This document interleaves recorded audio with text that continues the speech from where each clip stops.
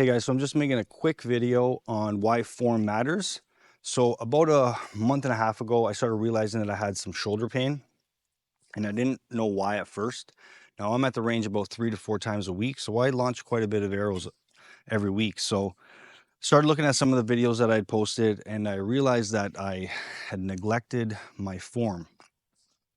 So if you guys notice in my videos, I don't really have my bow up in the air before I draw. I usually have it stationary. So I'll never have it like this. I usually always have it like that. The reason why I do that is because I try to make it as realistic in a hunting situation as possible. Because if I'm in a tree saddle, I might not always have that option. Or if I'm in a tree stand, same thing. I don't know where my game's going to come from, what corner of the field. So basically, the one tip that I have for you guys that has actually helped me out is what I was doing. I was basically drawing. I got in the habit of drawing back with my shoulder. So the one thing that's helped me get over my shoulder pain is just a quick little tip here is I raise my elbow probably about eye level.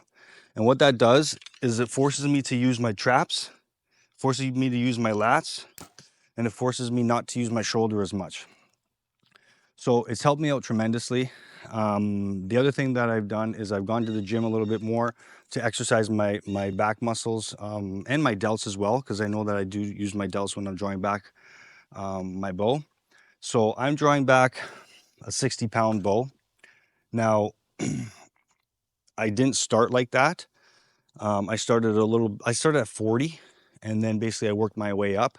But it's pretty effortless for me to pull my bow back now. So that might be another tip as well.